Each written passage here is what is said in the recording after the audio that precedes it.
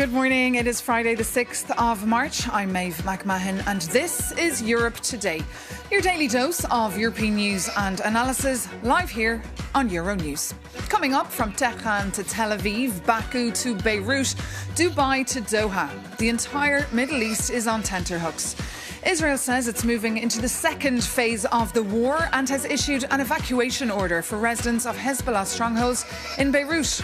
Explosions were also heard in Dubai and Doha, with Qatar's defence ministry reporting they intercepted Iranian ballistic missiles and shot down Iranian drones.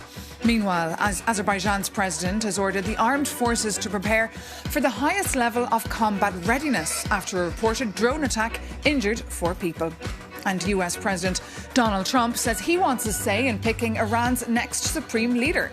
This as Iran fires missiles towards Tel Aviv and Hezbollah warns Israelis on the Lebanese border this morning to leave their homes. To keep us up to date on the conflict that is spiralling in all directions, Euronews has correspondents all across the globe. For the latest from Qatar, we can now cross first to Doha, where Euronews correspondent Adil Khalim is standing by for us this morning. Adil, Gulf states are on high alert this Friday. Can you just bring us up to speed? What is the situation there this morning?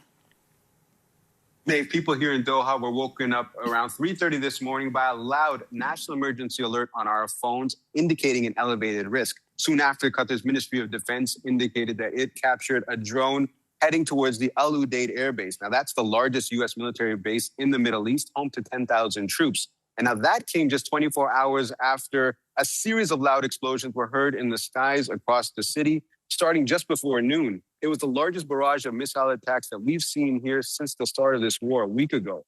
Qatar says its air defenses intercepted 4 drones and 13 ballistic missiles. Officials say a 14th missile landed in Qatari territorial waters. Now, diplomatically, tensions are also rising. On Thursday, Gulf and EU foreign ministers held a virtual emergency meeting condemning what they call unjustified Iranian attacks on GCC states and warning they threaten regional and international security. Minister Sheikh Mohammed bin Abdulrahman bin Jassim Al Thani said that Qatar has long tried to act as a bridge between and these recent attacks are putting those bilateral relations under severe strain. Now, we're also seeing new military support pledged for the region.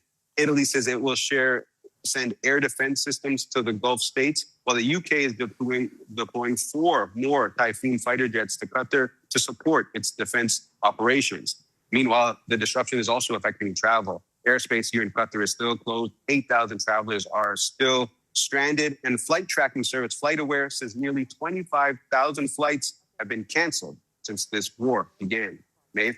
OK, Adel Khalim, thank you so much for that live update from Doha. You mentioned, of course, foreign ministers meeting with their counterparts from the Gulf. We'll have more on that later. But now moving on from Azerbaijan to the Indian Ocean, the conflict is spreading. Azerbaijan has accused Tehran of launching 4 drones that injured 4 people in the past 24 hours. The government is furious and demanding explanations. For more on this, we can cross now over to Baku and bring in Euronews correspondent Nadira Tudor. Nadira, thanks for joining us. Just tell us first, what's the latest? Well, as you can imagine, Azerbaijan has been deeply shaken by the drone strike. When it happened, I spoke to a number of locals, and they said to me following the attack on Saturday that they had a really bad feeling. They were worried because of the escalation within the region. And we know that UAVs did attack an international airport. But what has sent shockwaves through the country is the fact that there was a school nearby. And it has been confirmed by emergency services that 4 people were injured in the attack, but we don't know what those injuries are as of yet. Officials say that the technical details of the drone and the full scale of the attack are still being investigated, and the government has also summoned Iran's ambassador in Baku, demanding an explanation. Well, that's the question, I guess. Who's being blamed for this attack? Has anyone taken responsibility yet? Well, it is a very interesting situation that is unfolding. From Azerbaijan's point of view, it is clear that they're saying that the Islamic Republic of Iran are responsible.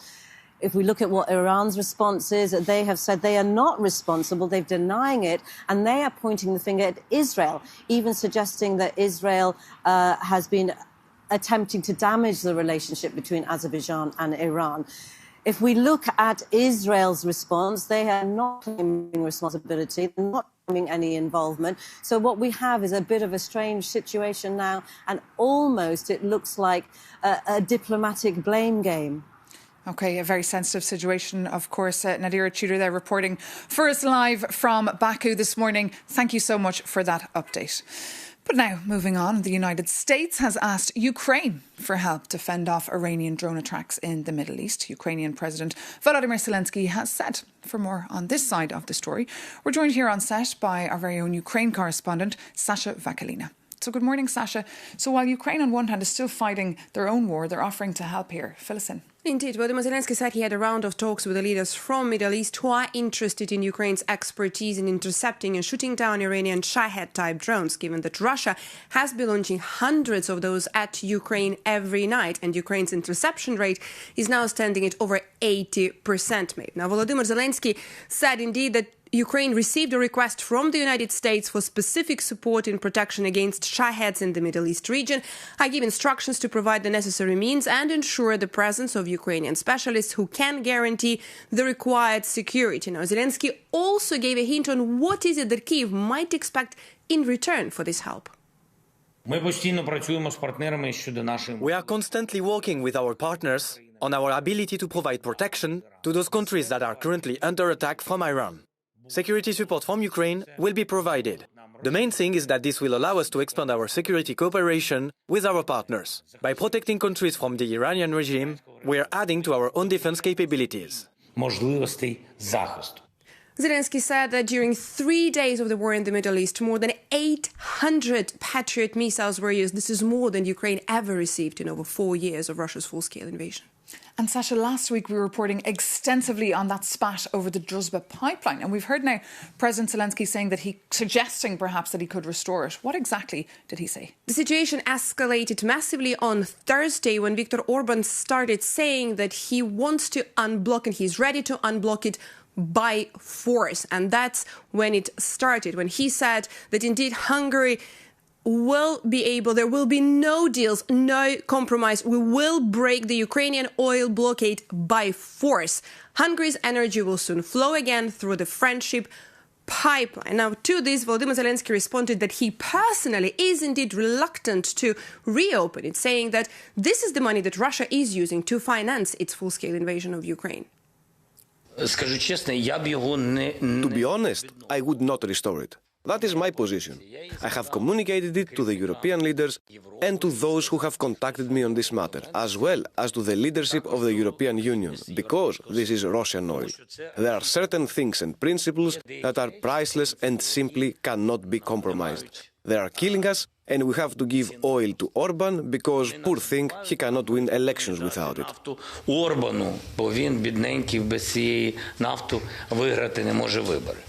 Zelensky did reiterate that it will take between 1 month and 1.5 months for Ukraine to repair the Druzhba pipeline, and this is underway, Maeve. OK, a story we're also keeping a very close eye on. Sasha Vakalina, thank you so much for all those updates. And now, the same way drones are changing the way wars are fought in 2026, artificial intelligence is quietly becoming part of modern warfare too. But as the technology grows more powerful, so do questions about how and whether it should be used. Jakub Janis takes a look. Next time you visit your therapist, they might ask a simple question. How's your relationship with your AI model? And if you say complicated, you might have a point. Recently, OpenAI, so the maker of ChatGPT, reached an agreement with the US Department of War for classified military use. And this got your reporter thinking, how is AI used in warfare right now? Let's start with cybersecurity. On the digital front, the Iran conflict triggered a surge in geopolitical cyberattacks, which are now deployed right alongside physical weapons. And with the rise of AI deepfakes and a highly personalized phishing emails, experts warn that you can no longer rely on what you see and what you hear. And that's great to hear, isn't it? But what about the strategy simulation? Before reaching the battlefield, AI is tested in war games. And in a recent study, models including ChatGPT, Claude and Gemini were placed into simulated crises. And the results were alarming, as in every game at least one AI escalated the conflict by threatening to use nuclear weapons. Finally, during recent airstrikes on Iran, the US military relied on Anthropic's Claude to identify targets. But after Anthropic refused the Pentagon unrestricted access over ethical concerns, OpenAI immediately stepped in to take the contract. The company insists the agreement strictly prohibits domestic mass surveillance and requires human oversight for weapons. Defending the deal, the CEO Sam Altman posted, I quote, "We remain committed to serve all humanity as best we can. The world is a complicated, messy and sometimes dangerous place." End quote. So it seems that deal would result in either more commitment to humanity or more complications and dangerous places. So as I told you, it is complicated. Right, ChatGPT?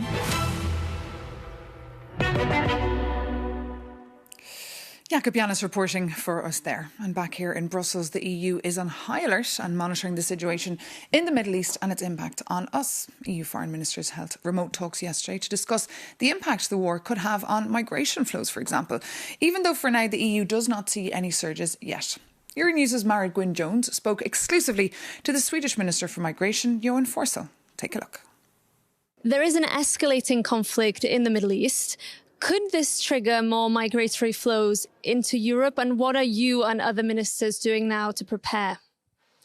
Well, hopefully not. I think so far we're not seeing any signs really of any imminent waves of refugees leaving Iran.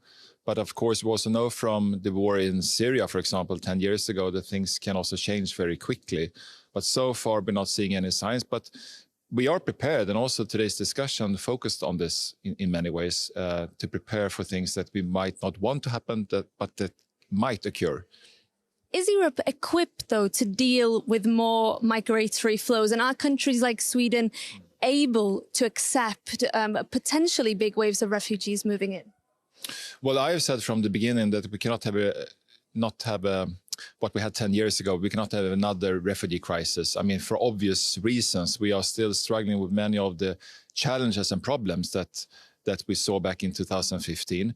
But also from a very practical point of view, 2015, we had a lot of chaos in our migration system in Europe. There were lacking housing, young adults that had to live with older people, etc., and a lot of chaos. Now we are in a completely new situation. We have the pact soon in place. We are better equipped, but I emphasize that we need to handle this situation if it occurs with other means. We need to be more in the region in itself, providing people with shelter, with development cooperation, humanitarian assistance, but receiving very many people, perhaps millions of people as refugees, I think that is impossible from many different reasons. You also presented to your colleagues today a new initiative that you're leading to change the way that the Refugee Convention of 1951 is being applied. Tell us what your goals are here.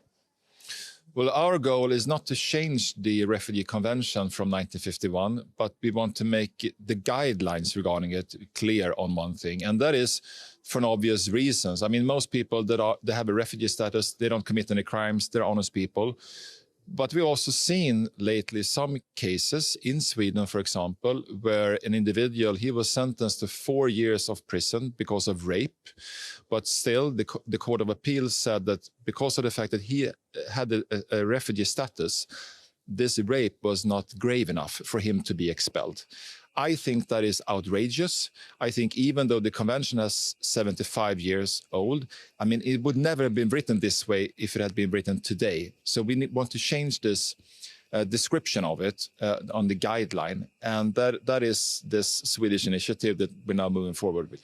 These would be people who have received refugee status, presumably because they are fleeing wars and conflict or persecution in their home countries. How would that work then if you were to deport an individual because they've committed a serious crime when maybe in terms of international law, how would that work if that individual then faces a war or persecution at home?